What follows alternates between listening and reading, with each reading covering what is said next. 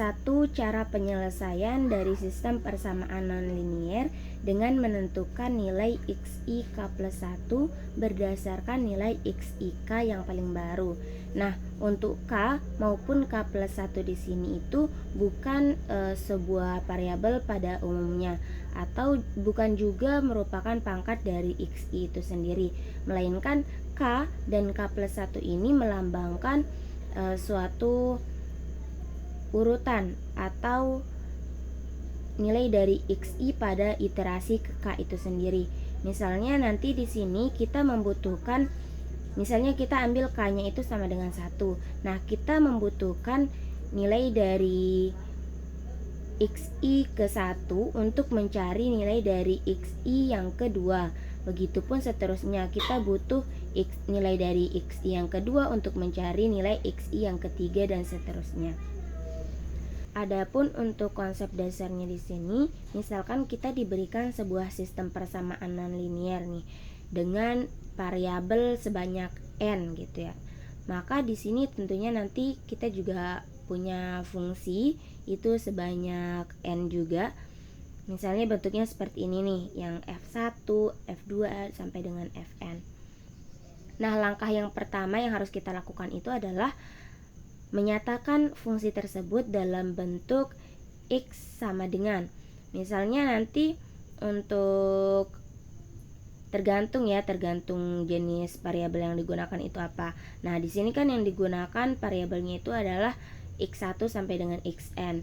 Maka nanti di sini kita perlu menyatakan fungsi tersebut dalam bentuk x1 sama dengan g1 yang anggotanya x1, x2 sampai dengan xn. Begitupun seterusnya sampai dengan xn sama dengan gn x1, x2 sampai dengan xn.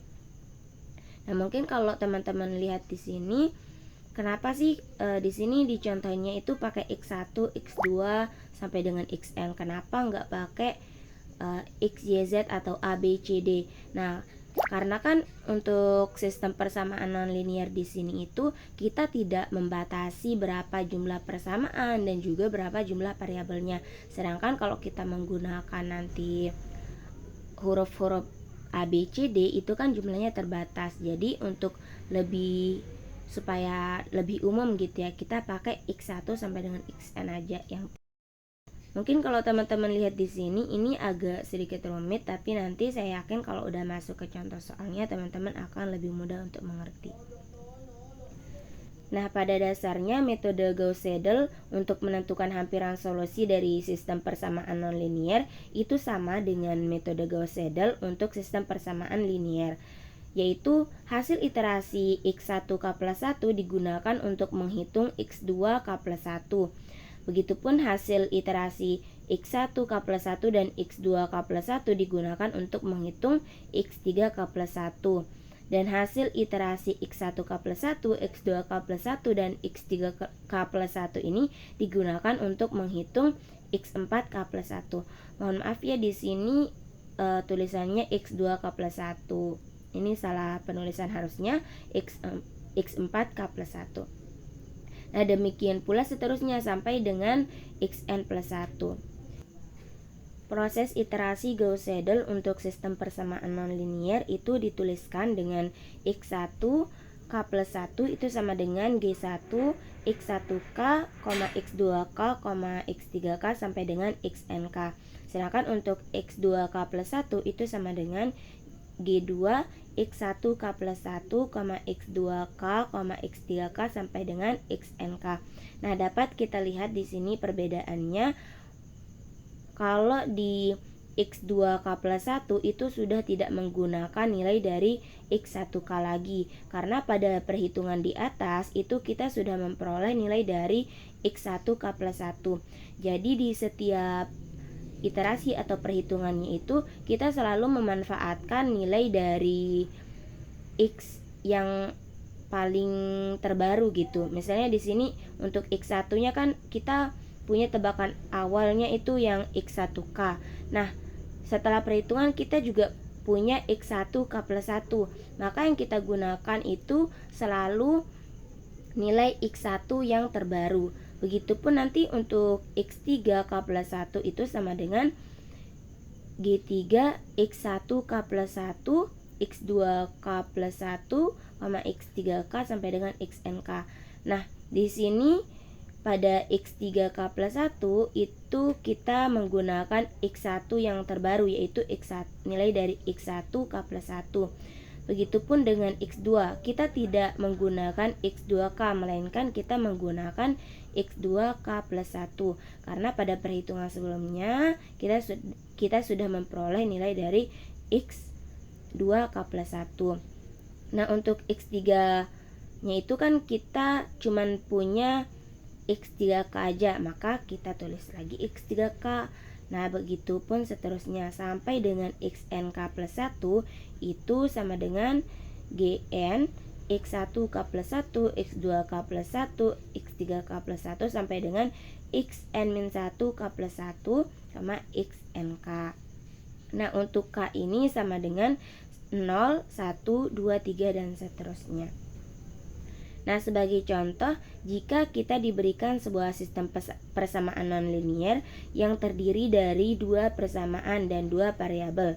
Nah, bentuknya itu X sama dengan G1 X, Y dan Y sama dengan G2 X, Y. Nah, ini kan tidak perlu lagi kita ubah bentuknya gitu ya, udah sesuai sama metode Gauss-Seidel-nya. Nah, maka bentuk iterasi Gauss-Seidel untuk kedua dimensi itu adalah XK plus 1 sama dengan G1 XK, YK. Dan YK plus 1 itu sama dengan G1 XK plus 1, YK. Karena kan di perhitungan sebelumnya kita sudah memperoleh nilai dari XK plus 1. Nah, di sini untuk K sama dengan 0, 1, 2 dan seterusnya. Nah, jika diberikan sistem persamaan nonlinier yang terdiri dari 3 persamaan dan 3 variabel. Nah, tadi kan di sini ada 2 persamaan dan 2 variabel.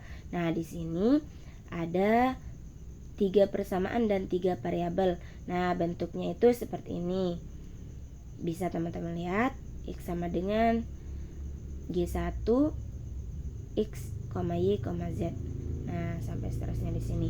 Nah, maka nanti bentuk iterasi Gauss-Seidel untuk 3 dimensi ini adalah XK plus 1 itu sama dengan G1 XK, YK, ZK. Sedangkan untuk YK plus 1 itu sama dengan G2 XK plus 1, YK, ZK. Dan untuk ZK plus 1 sama dengan G3 XK plus 1, YK plus 1, ZK. Untuk K itu sama dengan 0, 1, 2, 3 dan seterusnya. Adapun rumus iterasi pada metode Gauss-Seidel ini menyesuaikan dengan sistem persamaan nonlinier yang kita punya. Nanti tergantung berapa jumlah fungsi dan juga variabelnya. Nah, bentuk umumnya itu X1 K plus 1 sama dengan G1 X1K, X2K sampai dengan XNK. Begitu seterusnya sampai dengan XNK plus 1 sama dengan GN X1K plus 1, X2K plus 1 sampai dengan XN-1K plus 1, XNK. Nah, langkah-langkah algoritma pada metode Gauss-Seidel itu, yang pertama itu adalah inisialisasi masalah. Maksudnya jika kita diberikan sebuah fungsi yang bentuknya seperti ini, seperti yang saya sudah jelaskan tadi di awal, maka langkah pertama yang harus kita lakukan adalah mengubahnya dalam bentuk X1 sama dengan, X2 sama dengan, dan seterusnya sampai dengan Xn sama dengan. Nah, pada contoh sebelumnya juga kan sama ya. Nah, yang kedua, setelah kita menginisialisasi dan mengubah bentuknya itu, selanjutnya itu kita menentukan tebakan awal. Nah, tebakan awalnya ini menyesuaikan juga. Nanti kalau kita punya sebuah fungsinya itu sebanyak n, terus kita juga punya variabelnya sebanyak n kan, maka tebakan awalnya itu juga nanti akan sebanyak n. Nah, kalau kita punya fungsi dan variabelnya sebanyak 3, maka tebakan awalnya 3. Kalau kita punya fungsi dan variabelnya sama dengan 4, maka kita butuh tebakan awal sebanyak 4. Nanti disesuaikan saja sesuai dengan soal dari yang teman-teman punya.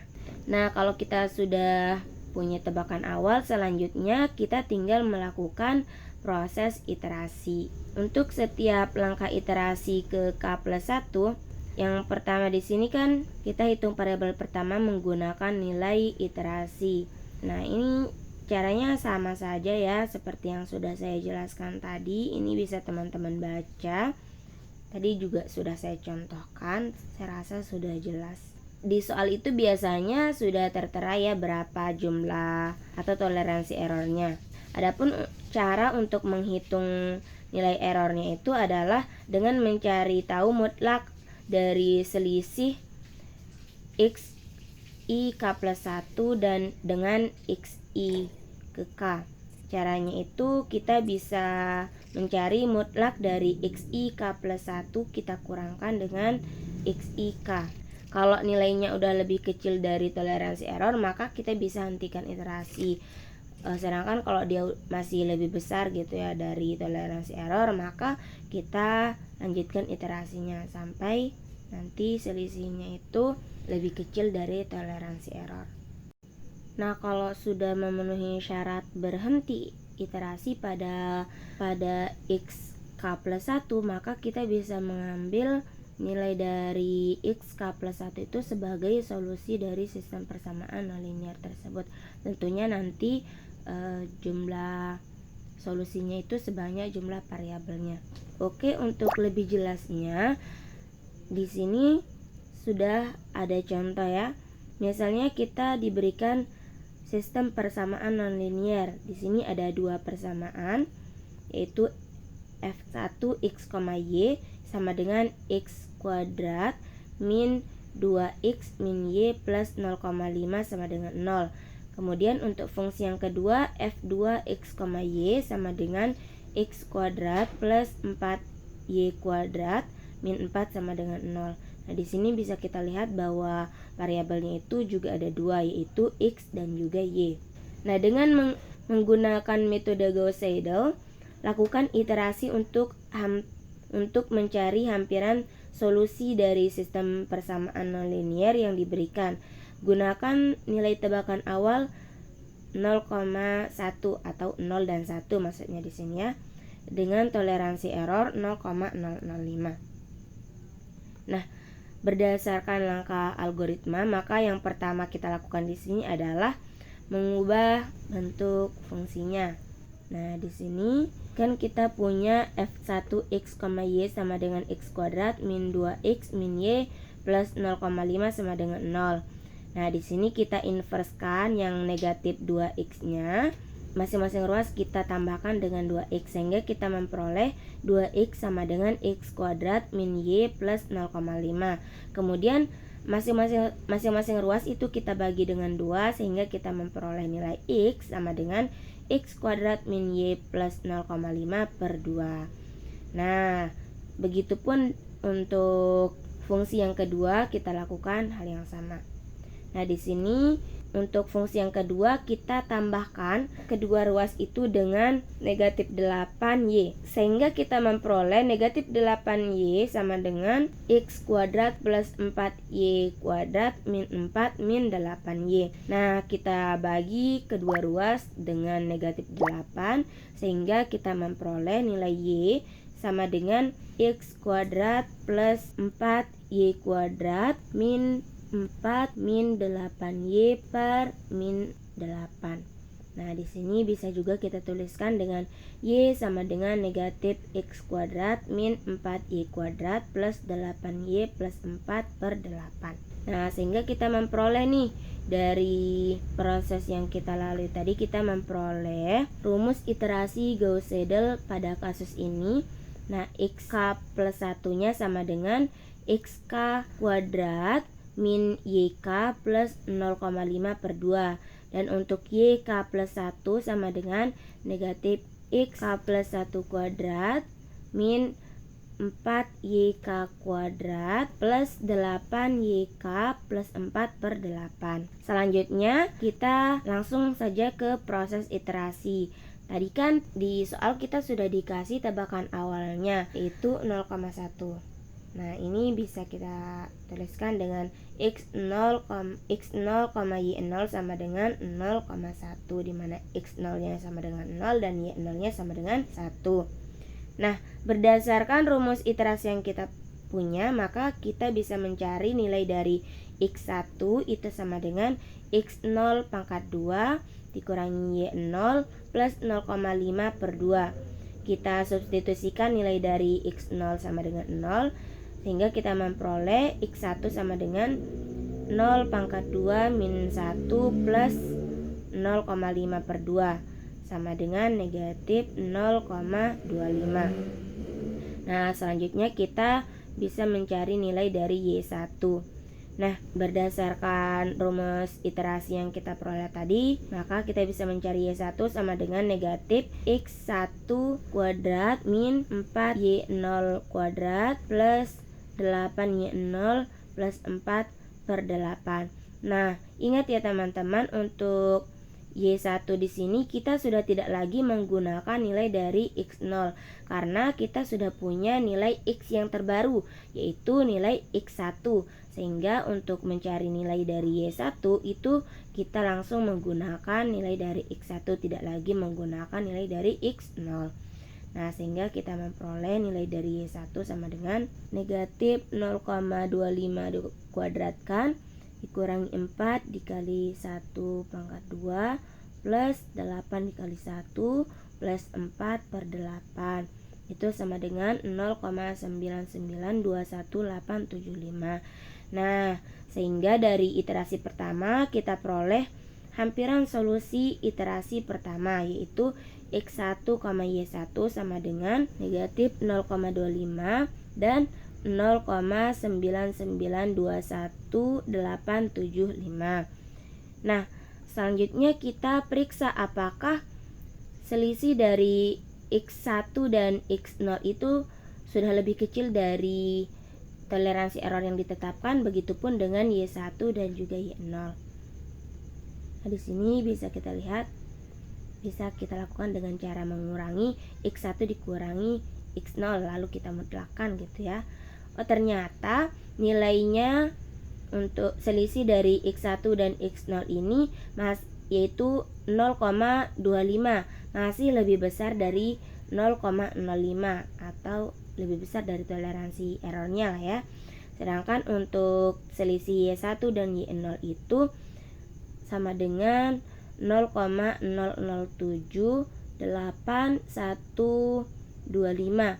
Ini sudah lebih kecil dari toleransi error yang ditetapkan. Tapi syarat iterasi berhenti itu semua selisih pada variabelnya itu lebih kecil dari toleransi error. Jadi kalau ada satu saja selisih dari variabel yang belum memenuhi syarat, maka iterasi tidak boleh berhenti dan harus terus berlanjut. Oke, karena nilai dari selisihnya masih lebih besar dari toleransi error, maka kita lanjut ke iterasi 2. Nah, cara perhitungannya itu sama. Untuk x2 itu sama dengan x1 kuadrat min y1 plus 0,5 per 2. Sehingga nanti setelah disubstitusikan kita memperoleh x2 nya sama dengan negatif 0,21484375. Begitupun dengan y2 sama dengan negatif x2 pangkat 2 min 4y1 pangkat 2 plus 8y1 plus 4 per 8. Sehingga kita memperoleh nilai dari y2 itu sama dengan 0,994196753. Nah, sehingga kita memperoleh nilai hampiran solusi iterasi yang kedua, yaitu x2, y2 sama dengan negatif 0,21484375 dan 0,99419673. Nah, dengan cara yang sama kita periksa apakah selisih dari X2 dan X1 itu lebih kecil dari epsilon. Begitupun epsilon maksudnya di sini toleransi errornya ya. Begitupun dengan selisih Y2 dan juga Y1. Ternyata setelah kita periksa, nilai dari selisih dari X2 dan X1 itu sama dengan 0,03515625, dimana ini lebih kecil dari toleransi error yang ditetapkan, yaitu 0,05. Nah, untuk selisih dari Y, itu Y1 dan Y2, itu adalah 0,00200923. Ini juga lebih kecil dari toleransi error yang ditetapkan.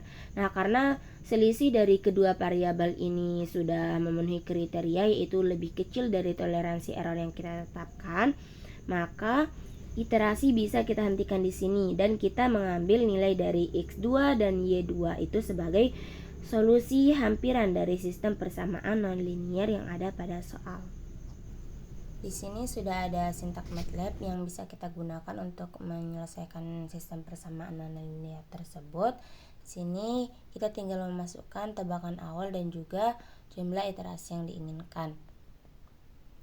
Dan maka akan muncul output seperti berikut. Adapun kelebihan dari metode ini, yang pertama itu lebih cepat konvergen dibandingkan dengan metode Jacobian karena memanfaatkan nilai variabel yang terbaru. Yang kedua itu mudah dipahami dan diimplementasikan karena rumusnya yang sederhana. Yang ketiga itu proses iteratif yang fleksibel karena dapat dihentikan sesuai dengan tingkat ketelitian yang diinginkan. Sedangkan untuk kekurangannya, yang pertama itu tidak selalu konvergen, yang kedua sangat bergantung pada tebakan awal, yang ketiga lambat untuk sistem kecil, dan yang terakhir adalah jumlah iterasi yang bisa banyak pada kasus tertentu. Oke, sampai di